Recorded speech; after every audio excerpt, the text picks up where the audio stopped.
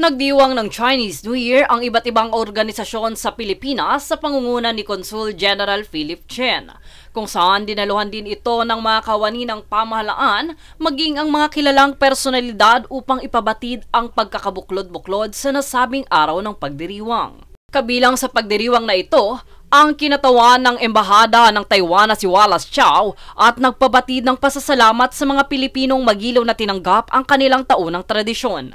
Pagbabahagi pa niya ang Year of the Wooden Snake ay may partikular na sinusimbolo gaya ng kaalaman at mahabang buhay.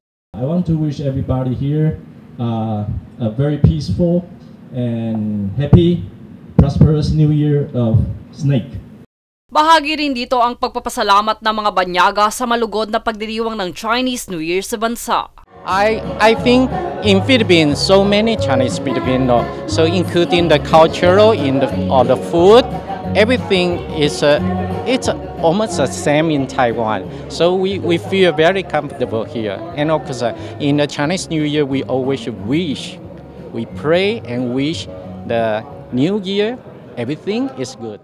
Ayon pa kay former Senator Gringo Honasan, hindi lamang ang pagdiriwang ang dapat gunitain, kundi ang pagkakabuklod-buklod ng bawat mamamayan sa bansa. Actually, dapat hindi lang yung araw na ito ang isa-celebrate natin, kundi yung pasasalamat natin, no? Sa Diyos, sa mga kababayan natin. Dahil talagang blessed itong country natin eh. Hindi lang because it's the year of the wooden snake, no? But because this country is really blessed. So ang importante rito is magkaisa tayo. Okay lang yung maingay sa politika, no? But we should unite, no? We should organize and mobilize. Hindi yung pro-anti. Lahat tayo, pro-Pilipino.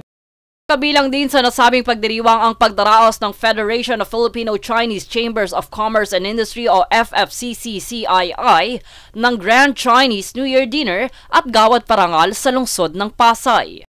Sa pangunguna ni FFCCCII President Dr. Cecilio Pedro, ginunita din ang ika-50 anibersaryo ng diplomatikong relasyon ng Pilipinas at China. Sa nasabing pagtitipon, 7 natatanging Pilipino ang pinarangalan sa kanilang kontribusyon sa kultura, diplomasya at paglilingkod sa bayan. Binigyan din sa pagdiriwang ang kahalagahan ng Chinese New Year bilang pandaigdigang tradisyon, matapos itong opisyal na kilalanin ng United Nations noong taong 2023 at UNESCO bilang Intangible Cultural Heritage noong taong 2024. Nagpatuloy din ang FFCCCII sa kanilang misyon ng pagpapatibay ng relasyong pang-ekonomiya ng Pilipinas at China, kasabay ng kanilang mga programang panlipunan tulad ng pagtatayo ng pampublikong paaralan sa kanayunan at pagsuporta sa volunteer fire brigades. Nagbigay rin ng talumpati si Senator Amy Marcos na ang kasaysayan ng pamilyang Romualdez na may lahing Chino,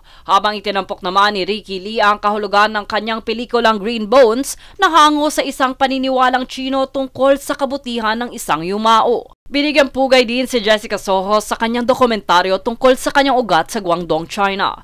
Pati na rin si Michelle D sa kanyang advokasya sa autism awareness na nagpatuloy sa pamana ng kanilang pamilya sa pagtulong sa kapwa. Para naman sa Filipino-Chinese community, ang bakulay na pagdiriwang na ito ay patunay ng matibay na ugnayan ng Pilipinas at China, maging sa kanilang pamana habang nananatiling bahagi ng mas malawak at mayamang kultura ng bansa.